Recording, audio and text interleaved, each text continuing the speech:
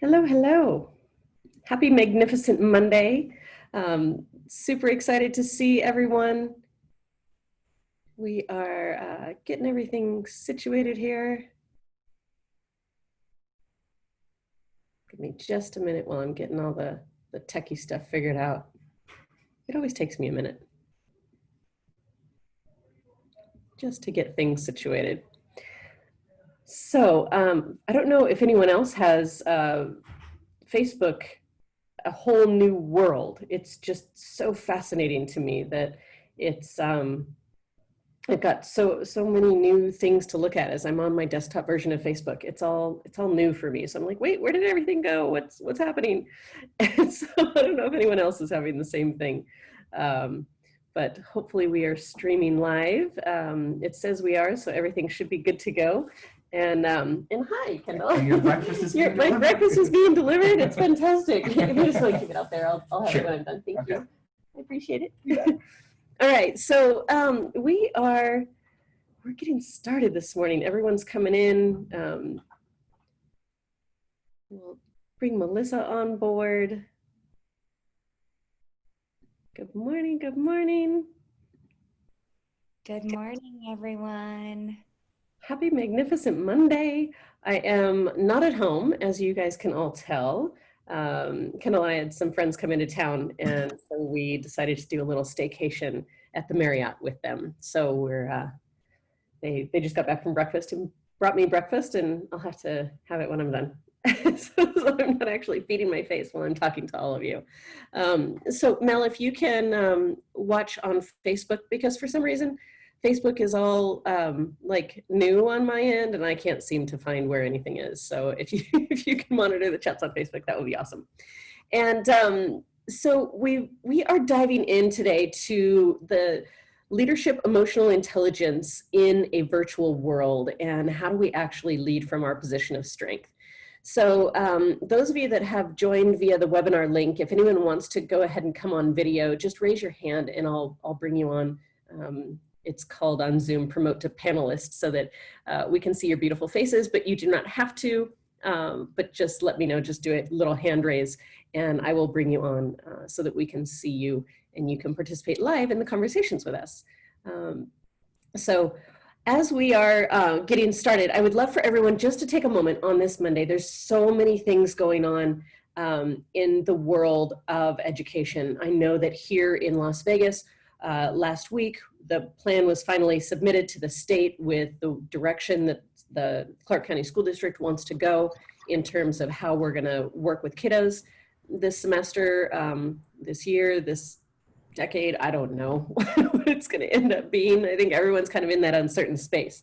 So with all of that happening here, and I know that things are happening around the world, that they're releasing restrictions and then pulling them back tighter, and we've got so much uncertainty. And I just really want to have everyone take a moment to pause and write down 3 things you're grateful for. And by write down, you can type into the chat as well. Or if you have pen and paper and you want to physically write them, you can do that. But I would love for everyone to just take a moment and kind of take a deep breath for yourself and recenter and think, what is going right in my life? What am I grateful for in my life right now? There are so many things happening in the world that are out of our control, but our gratitude is within our control. So what are those 3 things that you are most grateful for in your life right now? So Mel, do you want to share one or 2 of yours, and then I'll share mine as well? I did a major butt pucker this weekend. I went stand-up paddleboarding. So obviously we have lots of conversations and we talk about butt pucker moments and doing things that magic happens in the uncomfortable. And so, yeah, I mean, it's the micro moments, I think, with everything going on and around in the world. I think we still have to give ourselves the permission to have a little bit of fun and lighten the load a little bit, because the world can be very heavy and things around us can be very heavy. And I think we have to get back to giving ourselves permission to detach from the news, the technology, the go, go, go mentality, and just You know, for me, it's Mother Nature, and it's playing in Mother Nature and connecting and having fun, and getting back to that. So I'm super grateful for that because it was really uncomfortable. And there was dolphins. So my first time stand-up paddleboarding, I was paddleboarding with dolphins next to me. So it was That's amazing. so fantastic. So fantastic. I remember the first time that I tried to get you to go paddleboarding with our friend Lisa, and you and a few other of our girlfriends were like, no. Because you took me in the ocean, not in a bay where it's smooth. You took me in the ocean where there's waves like this. You don't do that for the first time. It was an adventure nonetheless. I didn't want to die. We didn't die. We're still here. I love you. Erin, do you want to share one of your gratitudes? Sure. I'm grateful for friends. I think during this time, because the distractions have been gone in terms of what we can and cannot do, I've definitely reconnected with friends. You know, we have them over. We have a nice big yard, so we have them over for barbecues and pool time because being outside is still being as safe as, can be. So, yeah, we've been seeing friends a lot, which has been really nice. Love it. Love it. Love it. And mine too would be friends, is really having this opportunity to have our friends drive down from St. George. Since we got engaged, we've been trying to find time to get together with them. And obviously the virus kind of derailed some of that. And so just really taking this opportunity to go, okay, let's do it. It's time to reconnect and really feel that human connection with those that we don't get to see a lot. And yeah, so lots of good stuff happening. Good morning, Tammy. What's one of your gratitudes this morning? Oh, you know what? It's cooled down. We have been in such a hot temperature, a hot streak for probably a week, and so I just feel more alive coming from the north. And so just as something as simple as the temperature shift, because I like to get active and outside and on my bike and just feel the coolness. So I know you guys are in the hot temperatures, but I'm not from the I'm from the north, so I like the cool weather. So that was one of my big gratitudes, and just to be here with you girls again. Love it, love it, love it. And anyone else that's joined us via the webinar link, if you want to come on video, go ahead and raise your hand at any point in time, and we'll bring you on video. So as we get started today, I want to, we're going to talk about leadership emotional intelligence, and we're going to use the acronym EQ. And there's a lot of conversations in the world of education around IQ, right? And it's, what is your intelligence level? But I want to talk about the emotional intelligence side of things, and how can we use that to our advantage as we are growing and flexing our edupreneur muscles, and evolving in this virtual world. Because it's quote unquote easier, big quotes, right? To grow your emotional intelligence when you're face to face. It's a little bit more challenging to do in a virtual world. So as we go through this conversation, and I really do want it to be a dialogue, is to be really thinking about what are those times in your life, and I'm going to ask this generically, and so this is kind of as we go along this conversation. Think about those times in your life when you've either been challenged when it comes to emotional intelligence, when something maybe hasn't gone so well, when you look back and go, oh yeah, okay, look in the mirror and now I can see where my emotional intelligence just needed to grow so that I can now tackle that situation in a better way. Or a time when you were like, wow, I'm so proud of myself because I really used my emotional intelligence, maybe to develop a deeper relationship with a student, or to help a colleague with something that they were struggling with, or whatever it is. But really looking at our evolution when it comes to our emotional intelligence. So that's kind of the framework for our conversations today, is to really just share those stories. Stories are powerful. We know with our conversation around personal branding, and when Kendall was our special guest, and talking about sharing those stories, and everyone's story is valuable and fascinating.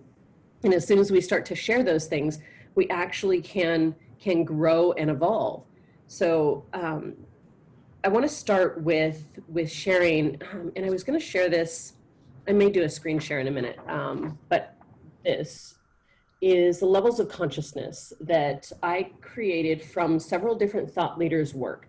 And I'll do a screen share so you guys can see it better here in a minute. But I took several thought leaders' work, including Maslow's hierarchy, the chakra levels. So I went from science to woo-woo and everything in between to create this in the context of how do we grow and evolve as leaders, and as a byproduct, how does that grow and evolve our cultures in the environments that we live and work in? And so knowing that my definition of culture is it is the collective capacity of who everyone shows up as. There's no culture in an empty building, and there's no culture when it's just like it's just no one else around. So it's about the humans, and that's what makes up your culture. So when we look at leadership EQ and leadership capacity, and as we're growing and evolving that, if we understand that it's about this ebb and flow of evolution of really thinking inward and then thinking outward, and then thinking inward and then thinking outward. And as we're growing and stair-stepping up this ladder, so to speak, or the tree, as I had my graphic people design it, it helps us to know that we're growing through things. And it doesn't mean that you can't fall back down because of a circumstance or a situation, but to know that there's stair rungs along the way where you can go, wow, like I'm living in a place where I'm aligned with my values and this feels really good. But next level for me is even more super exciting, where I get into this like harmonious consciousness place, and ooh, now I can get into this really, universal consciousness. And so it becomes this fun game. And when we look at life as a game and we pick our natural brain-wired strength and our position of strength to play the game from, then life grows and flows more easily. So it's all interconnected with everything that we've been talking about for the last, this is week 17 of our conversation. So I'm super grateful to those of you that have been a part of this conversation from the beginning. And we're not stopping here. This just kind of takes our conversation to another level, especially as we're getting ready to be in a very virtual world for the foreseeable future. No one really has any idea when this will let up. And I know that we're having some conversations around having in-person and virtual, and the combinations, and how do we as educational leaders really balance between the two. So I kind of want to open it up to questions, and any of you that are jumping into the webinar link, if you want to be added into video, just go ahead and raise your hand and I will. But if you want to stay off video, totally fine for you to participate in the chat. And just make sure that as you're participating in the chat, if you are on the webinar, that you are sending messages to all panelists and attendees, not just all panelists, so that everyone can see the chat happening. So I want to open up the question and really just kind of from a generic perspective, when you think about your own emotional intelligence journey as one component of your hero's journey, and you think about maybe where you were a year ago, let's just go as short as a year ago to now. So beginning of last school year to now, and you think about your emotional intelligence, and let's think holistically, not just in the virtual space. How would you describe that transition? How would you describe that, that evolution? So whoever wants to share first. For me, the last year, it's been transitioning from working with students to working with adults. I'm very comfortable and confident, with my middle schoolers, but training and teaching adults is very different. And I think you need to adjust to that. And so that's kind of been my journey of how to adjust from going to my classroom, where I'm very confident, very comfortable. Me and my kids get along really well. That's where I belong in middle school, to, okay, now I have a group of adults sitting in front of me. And then I have a group of adults sitting in front of me that I'm trying to get to convince to do another thing in their classroom and to use this mindfulness. And how do I do that exactly? And make sure I'm not talking to them like I would talk to my students, like I'm treating them, like adults. So I'm still on that journey. I still haven't quite figured it out, but I think that's definitely been my emotional journey, or emotional intelligence journey so far this year, how to do that. Love it. Thanks, Erin. Tammy, what about you? for me, emotional intelligence is my strength. That's what I lead with. It's my passion, it's my interest. So I had just a recently an experience where I was dealing with somebody who was really high IQ, very little EQ, SQ.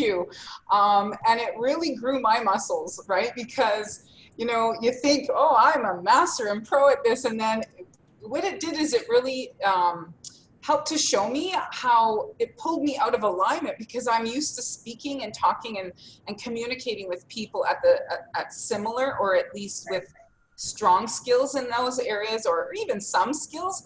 But this person, I was like, why are they showing up in my life? What am I supposed to learn from them?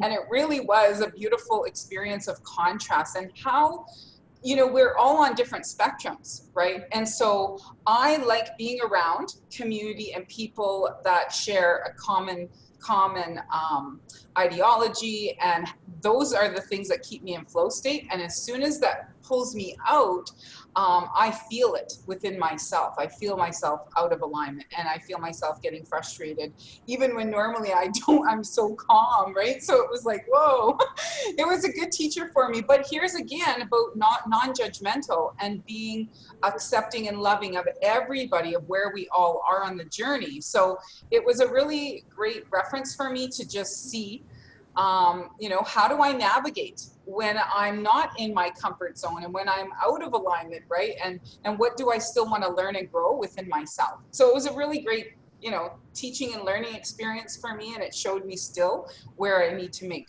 growth and progress. So it was good. You know what I love most about what you just shared is, and this is like the epitome of emotional intelligence, is self-awareness. To not be in a state of blame where you're pointing at that person and going, they're broken, they're bad, they're wrong, they're irritating, they're. You referenced it, but the majority of what you shared was, this is my lesson. This is my growth. This is where I need to be paying attention. Like, wait, why is this, like, this person has shown up in my life for a reason. How can I actually use this as a lesson versus as an opportunity to shame or blame someone else for not having the skills yet, because they're exactly where they're supposed to be in their journey. And there's nothing good, bad, right, or wrong about where anyone's at. And it goes back to that generosity of assumption that every human on this planet is doing the best they can with where they're at right now in this second. And when we know better, we do better. And sometimes when we have food, we do better. And sometimes when we, you know, when we have a nap, we do better. And sometimes when we exercise, we do better. Sometimes but in this moment, everyone is doing the best that they can. And when we lead with that generosity of assumption, it actually gets us a lot farther faster. And that's a huge component to the emotional intelligence, especially in a virtual space. It's one of the components that I want you guys to really walk away from this conversation with, is knowing that if you have the intention in any interaction you're going to have, whether it's a one-on-one Zoom meeting, whether it's to your students, no matter what it is, if you start with the generosity of assumption that everyone without exception is operating at their highest and best in that moment, they're doing the best that they can in that moment. Can you inspire and influence them? Absolutely. But if you shame and blame them, you're never going to get them to grow. It's that leading with inspiring and influencing that you can begin to shift their emotional intelligence needle, but you're not going to do it through shame and blame. So you have to start with that self-awareness of everyone is doing the best they can in this moment. And when you start there, then it kind of eases your own frustration, right? Tammy, like you were saying, is I'm not going to get frustrated with this person. I'm going to look inward and go, okay, how can I grow and evolve through this scenario? And you know what was nice for me is because I know I'm ready for that next level challenge, right? It's like the universe, God's given me people in my life, not to make everything always easy for me. It's same with, you know, that behavioral child in your classroom. Like, how is this going to expand and help me to grow in my skills and my tools and my strategies and my patience and all of those things. So if you can really step back and get out of the emotional reaction and response to it and start to see what's the bigger lesson here for me, that helps me to grow and really, you know, get expansive. And I have that strategy in place. So that's why I can navigate from there. And that's why it's a lot easier for me, right? It's like rise above the storm and try to see what the bigger lesson is in this for me. So it was beautiful. I maybe didn't love it, but you know, we never love it. It's when we're in the challenge or the storm. But you know, when I would go on my walks, I was like, okay, you are going to learn what the big nugget, golden nugget is in all of this. So you go, girl. I'm like championing myself. But thank you for validating that, because I truly appreciate that. Yeah, absolutely. Thanks, Tammy. Sanel, what's your emotional intelligence journey been in the last year? Hello, everyone. First, happy Monday. You know, I think it's probably been, and I'm not going to talk about the first year because I think we were all kind of on cruise control up until March. But now we're really starting to look at things. And really, for me, end of May is when it all kind of started with the social unrest, the racial injustice, all that stuff. That has really challenged my emotional intelligence, right? Many of you probably don't know my story, but obviously I'm an immigrant. I was not born here. English was the fourth language I learned growing up, and I wasn't very good at it. I stuttered a lot, but thankfully, when we immigrated to Canada, Canada had they automatically put you in speech pathology classes because of their education system. And not to say it's better than us, but bottom line, it is better than us, because it did help me early on. Because I look at what resource I would have got here if I was in elementary school and stuttering and some of the stuff, and it was a lot more there. But anyway, that's another topic that can take weeks, if not years, off our lives about education. But I think just growing up and, you know, seeing discrimination, living and breathing in that world. You know, I grew up in the Midwest. I was literally the only non-white student to attend my elementary school, the first non-white student. In fact, the school actually tried to bus me across town to where all the colored kids went to school. Because my parents remember telling me about that. But the problem was that we literally lived like 100 feet away from the elementary school, and the cost to bus one kid over was the school district. Thankfully, at that time, just couldn't afford it because of funding. I mean, funding's always been an issue in education. But you know, recently with all that, it's challenged my emotional intelligence because, like, you know, for the longest time, you know, growing up, I not to say I was active, but I was much more vocal, right? And I think now as an adult, you know, I have my circle of friends, you know, white, black, purple, green, whatever, right? And I never think twice about, or I never thought about twice about, you know, discrimination or people still getting discriminated because of this and privilege and different things like that, because, you know, we worked up from poverty to where we are right now, which, you know, you could probably say somewhere in the middle class, but, you know, I don't know. It's just a lot has been going through my head that I'm still trying to process, trying to figure out, and which all goes to emotional intelligence. You know, it's not something that, okay, you find the right answer. Okay, I'm done with emotional intelligence. Let's move on to something else, right? It's something you're always struggling with. And, you know, I struggle with the fact, because having a child and what she is going to see, because she still doesn't see it, right? Unlike when I grew up, being the first colored student at my elementary school, and if I'm not mistaken, I think academically I was also one of the top students that they've ever had academically, and that was just a byproduct of where I grew up. Now, my daughter growing up here in Las Vegas, much more diverse, right? So she hasn't seen it as much, right?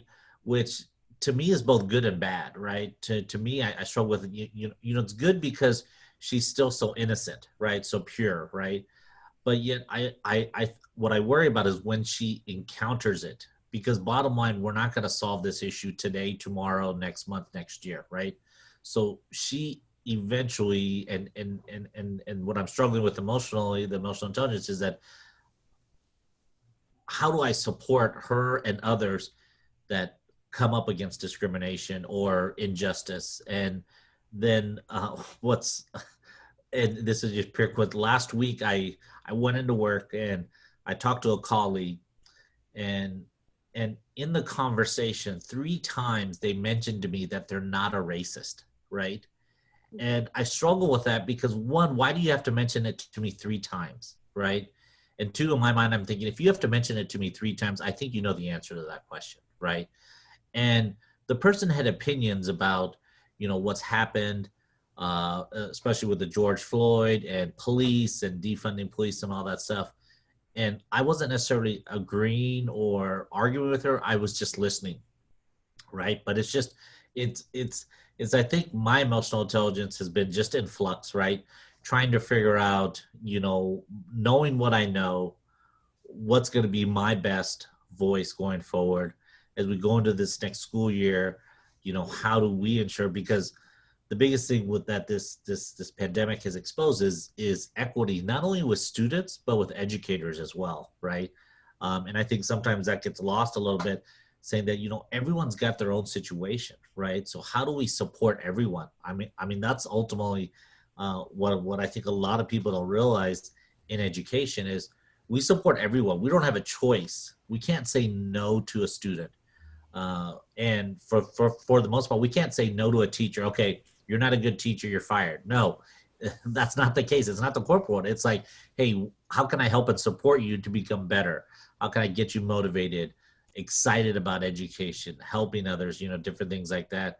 And especially with this reopening plan that's happened, a lot of feedback from parents. And partially I have to send it in one ear, out the other, because, everyone's got their own situation, but everyone thinks that it should be this because that's the custom plan that I want for my son or daughter. But the problem is that it works for a small section of students, but not for a larger section. It's just, I don't know. It's just a lot of challenges that I'm struggling with emotionally on the emotional intelligence. Is that with regards to my values and my ethics and different things like that.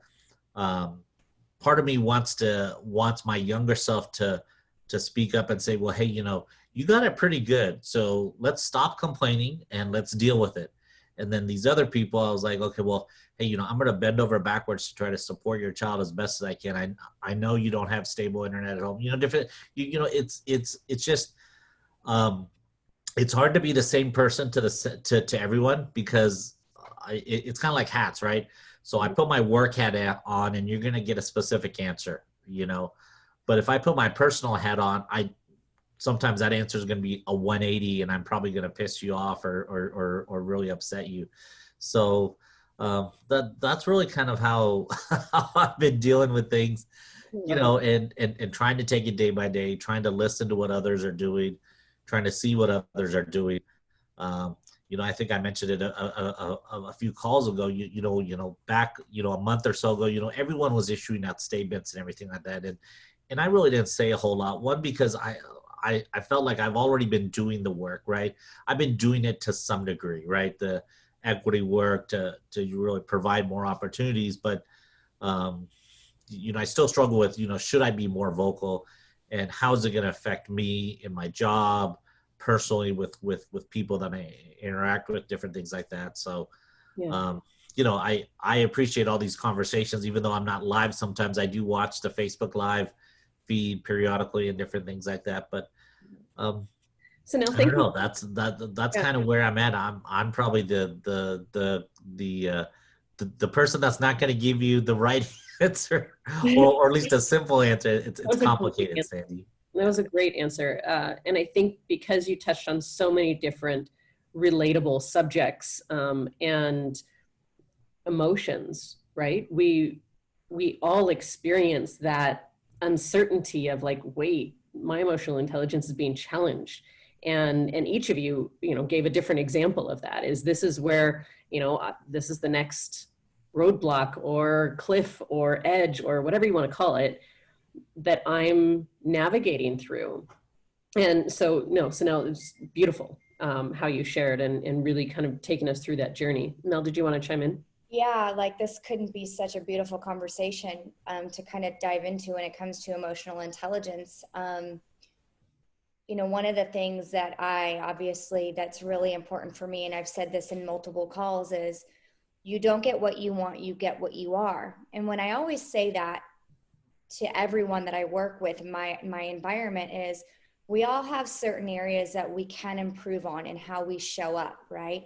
Whether that's you know, being an honest person or trusting, or for me, you know, I'm very comfortable in saying that for me, it was all around nonviolent communication. So it's interesting you say, Sunil, like you wear different hats, right? And like in my personal, you're going to get one way, but then in my business, I'm going to put on a different hat.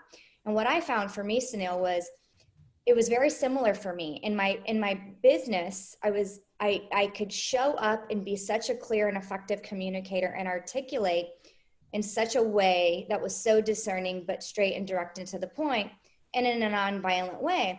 But then in a different area of my life, I struggled with that, and I had to get really in touch with what was coming up for me and why was that struggle? Why did I have to show two different sides? And when I peeled back the layer of that and I got really honest with myself, for me, it was, I was not ever in an environment where emotional intelligence was modeled for me. I wasn't in an environment where we talked about feelings. I wasn't in an environment where I spoke that I was safe to express my needs or to clarify my needs and then to clarify, you know, what I need from the other person, right? And so for me, I've actually been really studying a lot around the art of nonviolent communication. And there's 4 steps to nonviolent communication. And the first one is observe without judgment. And then the second one is express your feelings. The third one is express and clarify your needs. And then the fourth is express specific requests and needs based off of your feelings. And do it and the intention is, and the goal ultimately is to improve understanding, is to seek to understand, to what Sandy is saying all along is like, everybody is operating from their level of consciousness, but it's our responsibility to one. So when I talk about you don't get what you want, you get what you are. So if I'm showing up, leading with vulnerability and courage and sharing my feelings of saying like, hey, you know, like, and I'll use your example, Sunil, as if yesterday that individual kept on saying those things 3 times, it's an opportunity to say like, okay, like, I feel like that's, you know, for you. And, you know, like, there's really no need that you need to keep bringing that up. I hear you and I understand you and I respect you. And really it's, again, and it's practicing. Emotional intelligence, you guys, is a practice. It's like I tell my clients, when you go to the gym, you're not going to be able to squat 100 pounds in the first month. You've got to be willing to get up every day and show up, step up and speak up and practice that muscle. So emotional intelligence is a practice. It's a practice, and you give yourself that permission to practice those steps of nonviolent communication and in a way of where you feel safe and secure to build that emotional resistance no matter what happens in the world around us, because there's a lot of things that are outside of our control right now. Always. Always. Always. And I think it's beautiful, Mel. Thank you. When we think about the things that are outside of our control, it's a lot, right? So much is outside of our control. And yet we've all been programmed to try to control all of those things.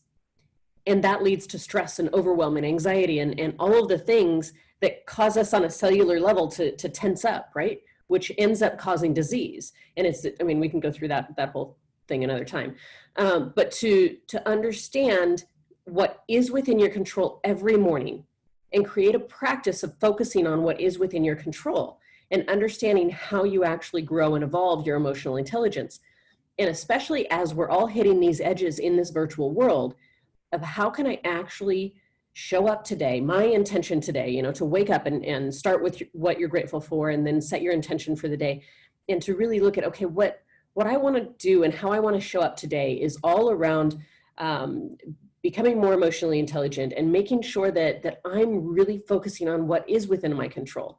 If you woke up every day to focus on that versus focusing on, I need to do this, to do this, to do this, to do this, to do this, to do this, you're going to end up chasing things and focusing on everything outside of yourself.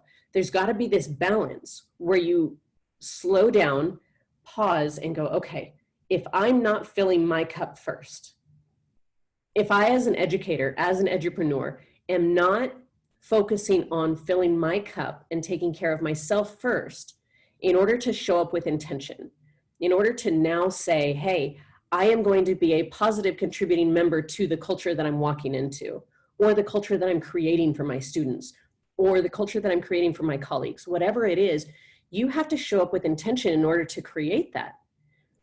And to do it mindfully, you know, as Erin talks about, and she's, you know, done it such a beautiful job in her physical classroom and even in her virtual classroom with her students, but now to translate that into a situation with adults is a new level of emotional intelligence to ensure that she is igniting the inner genius now in adults, because it does take a different level of communication to do so than it does with students, because you're peers and you want to make sure that you are celebrating the unique inner genius that they come to the table with and inspiring and influencing them to grow and evolve. So it is new and it is different, but it does take practice. And next week, we're going to talk about the 6 senses of culture, and we're going to relate it to a virtual world and how are you setting up your environment. So this is about setting up your internal environment with your leadership EQ. And the next week, we're going to talk about physical environment. So I want to take us through, and I am going to share my screen. So if you guys can just let me know when you see this, that would be great. Got it? Awesome. Yep, got it. So when we look at these levels of consciousness, and like I said, I took several different thought leaders' work, and from Maslow's hierarchy of basic needs to the levels of chakras, to Roger Hamilton's work around the wealth lighthouse levels in his Millionaire Master Plan book, and several different, I mean, if you just Google levels of consciousness, there's so much out there. So what I did is I kind of took it all and synthesized it. I spent a lot of time on really looking at how do we, Tammy's going, I love it. The visual for me as a creator, it just makes me happy. I had my graphic designer shift it at one point in time to have a pencil. And I was like, no, it can't, no sharp edges. Like I need it. So for me, even creating visual things, it's really important that everyone can see that this is about growth. It's about this growing and evolving through this tree. And we've all been in these bottom 3 levels or are right now at any point in our lives. Everyone has been there in different scenarios, and you may currently be there when it comes to different components of your life. And it's not good, bad, or right or wrong. It's about just understanding where you are right now and where you want to grow to. So if you look at the red level and this fear-based culture, and we've all experienced a fear-based culture in one way, shape, or form, whether it's a company that we've worked for, or a school that we've taught at, or an organization we've been a part of, or maybe even, unfortunately, a family experience that we've been a part of, where the environment is all reactionary. It's all about managing the crisis of the moment. There's a lot of victimhood, a lot of struggle, very high stress, lots of anxiety. It's a very chaotic environment because you don't feel safe. Your basic root chakra need of feeling safe is not being met. So when you lead with curiosity with yourself or with someone who is in this state of the fear-based red level of consciousness, it's about leading with curiosity, trying to help them to uncover for themselves what will help them feel safe, right? And once you understand and grow your level of consciousness to understand that you are always safe. So anytime I feel myself drop back into red, because we can bounce, right? Anytime I personally feel myself go back into red, I immediately have rewired the neural pathways, and I didn't grow up this way. I grew up with a very abusive stepfather during my imprinting years, very unstable, unsafe environment. Not safe to have a voice, not safe to be myself, anything like that. So when that is triggered in me, I quickly can drop back into this fear-based red level. And so when I remind myself now, because I've wired that neural pathway, is I am safe. I am always safe. I am always safe. I am always safe. And just that mantra in my head to close my eyes and really recognize that I am safe and get myself out of that fight or flight. Now I can go into an orange level, which is kind of managing relationships, right? Now I can start to look outside myself and I can start to manage the relationships around me and really kind of figure out what needs to happen. I'm still not out of the woods yet, right? Because I'm still in blaming. It's so-and-so's fault that I ended up in fear. And again, it's just kind of how our brains have evolved and how we evolve with our EQ. So at this orange level, it is about judging others. It's about judging ourselves even. You're trying to control things that are outside of your control. And again, it's pointing out here. The fear is in here and the blame is out here.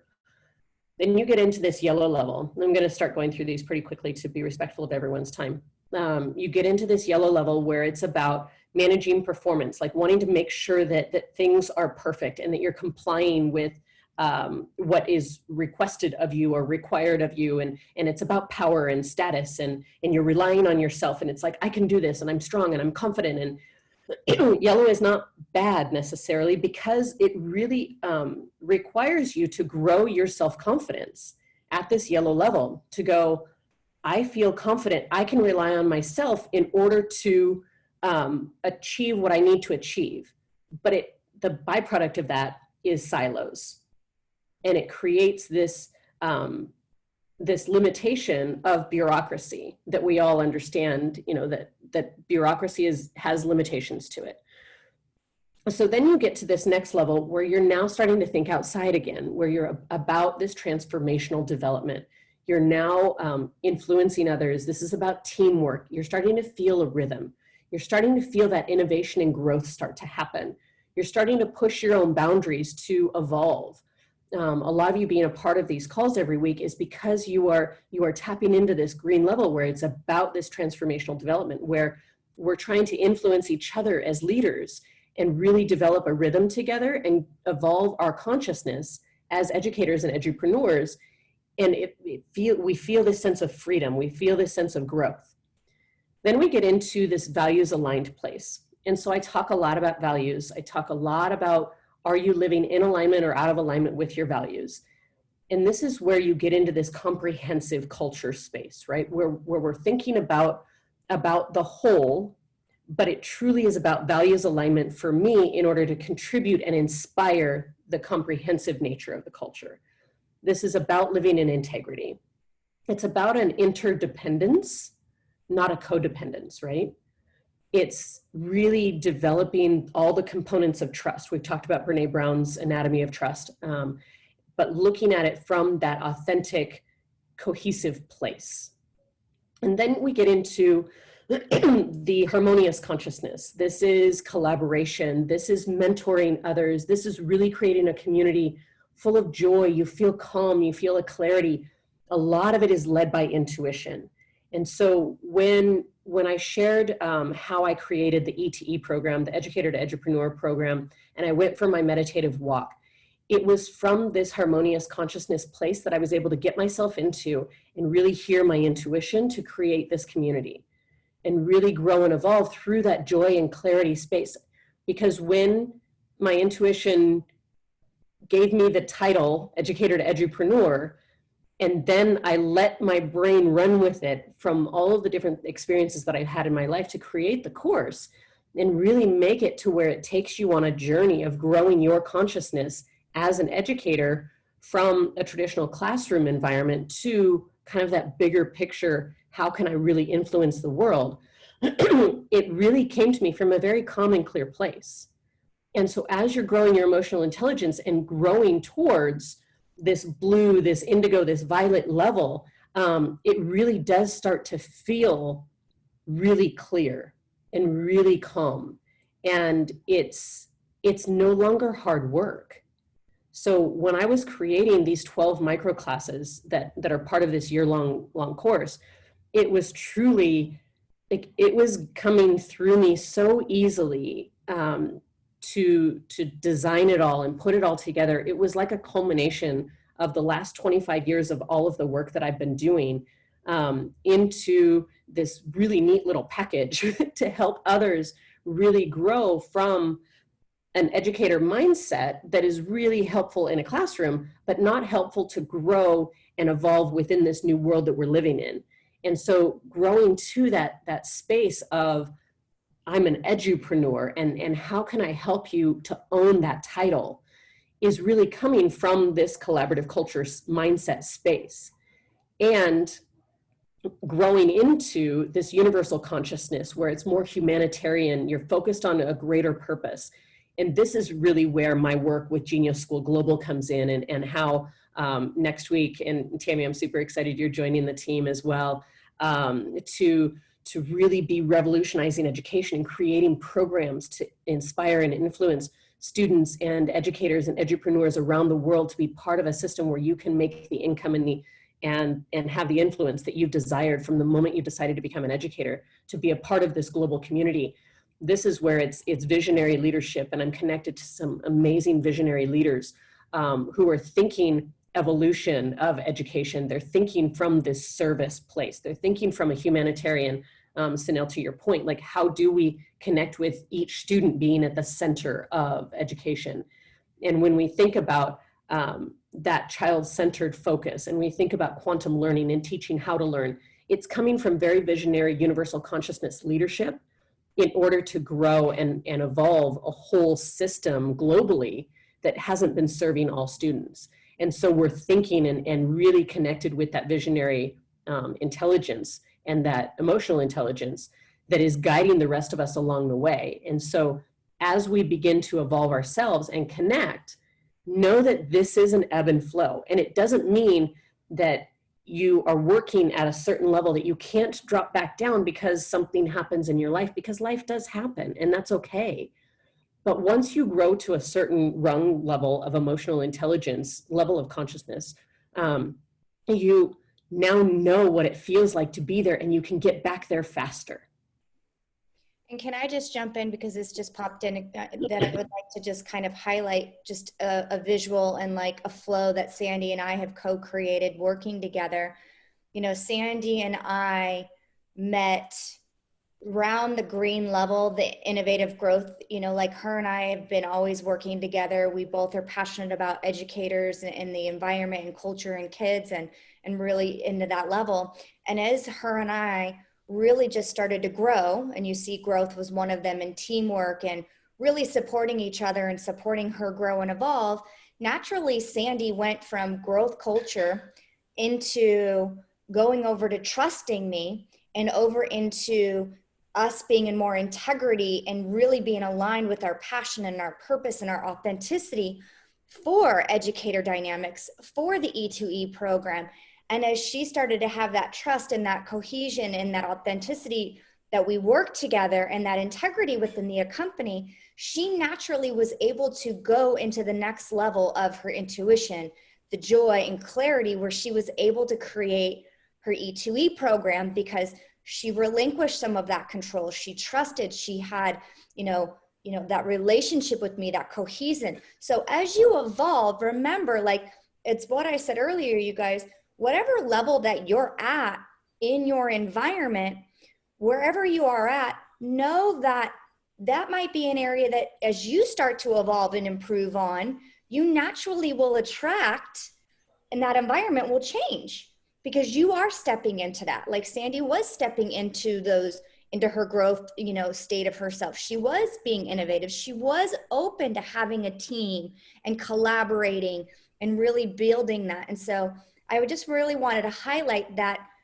interconnection of how Sandy has evolved up this level of consciousness within her own business, because she's become that. And in becoming that, she naturally was able to evolve and relinquish some of the fear and the control and the other things that keep a lot of people stuck and stagnant in any environment in the culture and climate within the schools that we've seen. So as we look at that growth and that evolution, thanks, Mel, it is about who are you attracting on your team? Who are you surrounding yourself with? Because as you reach a hand out and say, I'm not alone, will you do this with me? And the more you let go of feeling like you have to do it alone, which is kind of a yellow level mindset, right? Is that I can only rely on myself, no one can do it as good as me, all of those things, you can get stuck and really stagnant. And it's once you start recognizing that you can build more with a team when you are collaborating than you can on your own. And the more you really reach a handout for wherever it is that you're growing and sharing what it is that you're wanting to evolve to, things really start to shift in a way where you can grow further faster. Tammy, were you going to add something? I just want to applaud you, number one, girls, for creating that visual roadmap, because the one thing is for me, I've been able, like you were able to articulate in a visual diagram exactly my journey from, you know, chaos to classroom transformation, this utopiary world where people were walking in and going, what is this? And are you a magician? Like, I've never witnessed so much community and harmony with 4 and 5-year-olds in my life. And most people don't even think it can be achieved or actualized. But you literally created a visual diagram where I could articulate the stages of what we did as we transitioned from chaos to classroom transformation with that visual diagram. And also using the words and the language, because I think we cover a lot of similarities with our psychology and spirituality and all that stuff. But the way you've articulated the wording and the levels, because I use the emotional scale, but this is so bang on for a school community. And to be able to articulate to teachers or other teachers, here's our vision, here's where we are, either awareness, wherever we are in the color of our growth, and then here's where we want to go. It's like painting this picture of this is the big why we're doing all of this and the effort it's going to take. Like literally, you've just given every teacher, every school, every passionate educator who wants to take a group of people, individuals there in a snapshot and to be able to articulate that with such ease and grace and beauty. I just want to honor your work and your creator and do a partnership to creating this, because honest to goodness, language and communicating and articulating it to others is half the problem. And when you have a visual diagram like that to get people there, this is like magic, like brilliance, genius. Thank you. Thank you, I appreciate that. So as we look at using it, like how do we now use it, right? Is looking at, Tammy, like you were saying, you spot on, really having an honest conversation with yourself. Where are you right now? So I want everyone to take a moment, and I'll share again so you can see. No one needs to see this. You don't need to post it. You don't have to do anything unless you want to. But if you were to have an honest conversation with yourself about where you are at right now in your journey as an educator, as an edupreneur, from that lens, where would you say you are right now? And again, you don't have to post it. I just want you to really be honest with yourself, because it's that self-awareness and that honesty of where you are right now that helps you, especially in a virtual environment, to really show up with intention and set your daily intention for where you are growing to at the next level. Not 2 ahead, not 3 ahead, not 5 ahead, but really 1 rung ahead. Because you can't grow your emotional intelligence in a sustainable way by going from fear-based culture to greater purpose culture. It doesn't mean you are not connected to greater purpose, does not mean you're not humanitarian, does not mean any of those things. But if you're looking for a sustainable way to grow your emotional intelligence, you have to look at where you currently are and get to a place where you go, okay, my mindset is important to evolve to the next rung. And so that's what I'm going to focus on. So if you are in crisis management, then you want to grow to relationship management. You want to start focusing on the relationships around you and how can you actually grow those and start asking for support in order to have healthier communication skills, to work on not being defensive, to work on not being judgmental. You have to work on those things first and uncovering why your ego is getting in the way before you can actually grow to the yellow level of going, okay, I can rely on myself. I feel confident. I can comply with what needs to be complied with. I can manage my performance and all of that. Then you can grow to the next level. So it's all about understanding how our brains evolve in a sustainable way, not in a rock star high, drop back down, rock star high, drop back down, because that's what's exhausting all of us and draining our energy. So really think about, where am I going to grow? And so this is your action to take away, is knowing where you're at now. What is one action that you are committed to from a mindset every morning that is at the next level of your rung of growth? And just write it down for yourself. Go ahead, Tammy. Yeah, can I just share, because I've taken that road there, but one of the reasons why I've been so successful, and I think this is really important to acknowledge, is number one, I've been teaching prep. So there has been no micromanaging of principals or teachers or parents. I've been able to literally create the culture, and I've been working with 4 and 5-year-olds. There's no paradigms, there's no limiting beliefs. They're very open. And the people, the ECEs that I've been working with have been supporting and champion, and we're in alignment with me. So when you have all the perfect, storm or the perfect scenario where nobody's really, interfering, that you can get there a lot faster. So part of sometimes the awareness is it's not even necessarily you or the skills or your abilities. It's sometimes all that red tape that makes it a lot more static and energetically tougher to plow through it. Where I've had this little protective bubble around me with the perfect age group and the perfect conditions to get there. But I'm telling you, it's like a utopian world. Sometimes I'm laughing. I'm pinching myself. I can't even conceptualize how we got there, but we got there in the perfect conditions. And one of those are the reasons why is because the age, when you start, they're so open and receptive to receive. And you're not dealing with as much resistance with the paradigm of the school and all of that self-negative, the higher up you got. Because when I taught grade 5, 6 for 8 years, I had to undo all that damage by the time I got there.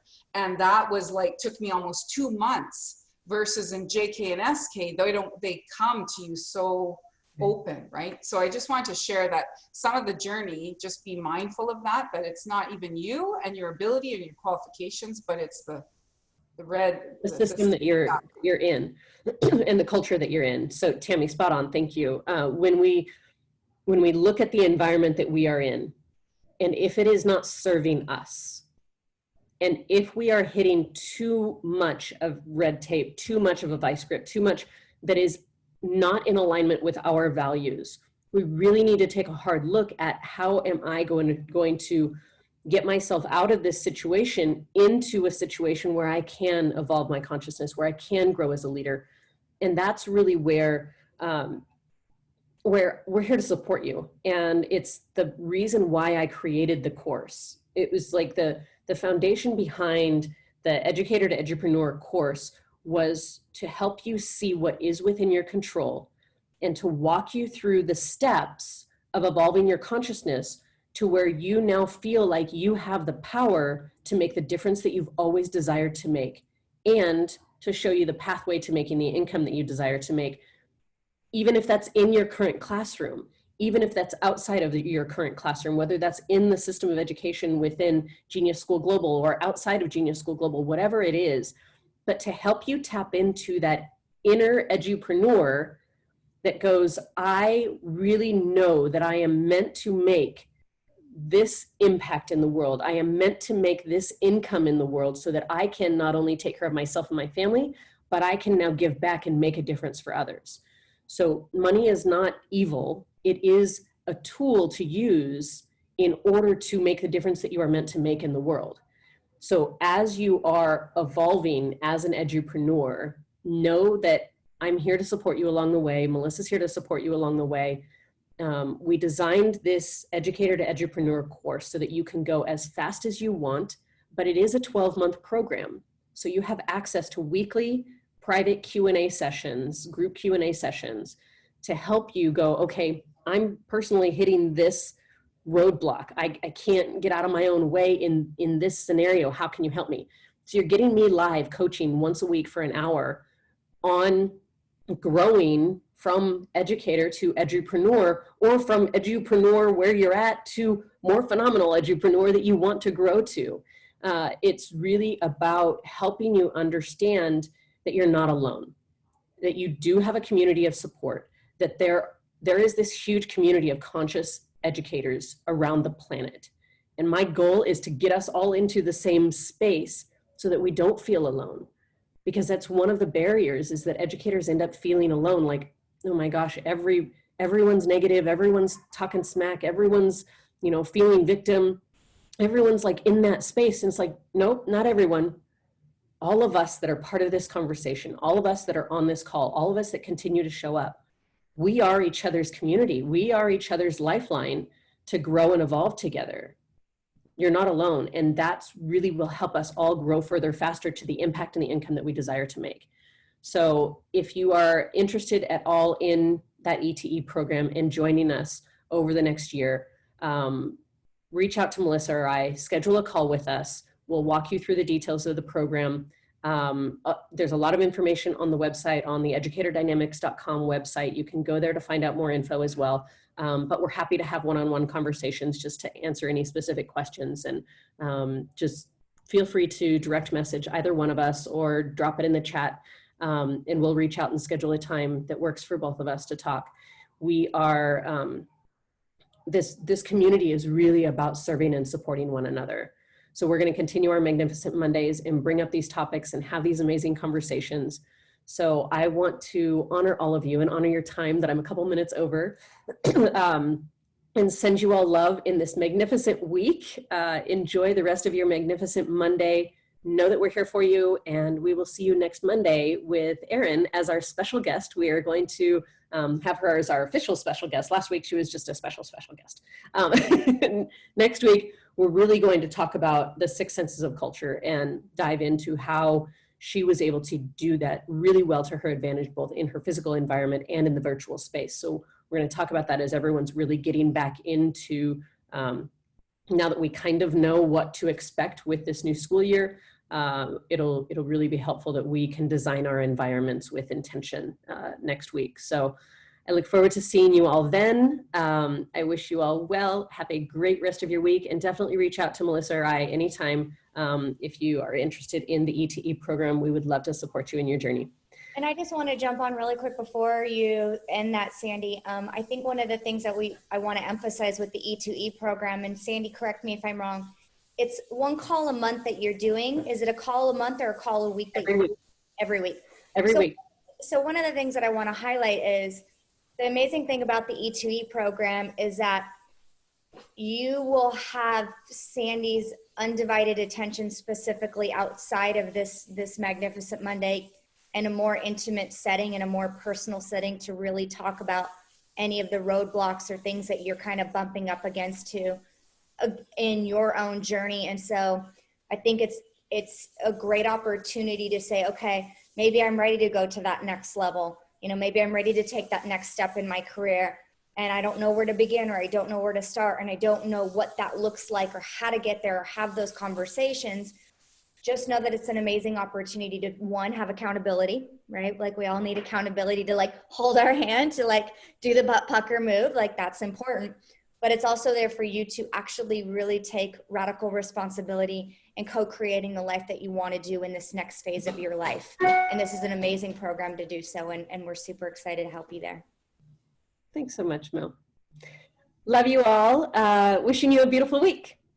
Talk soon. Bye, everyone.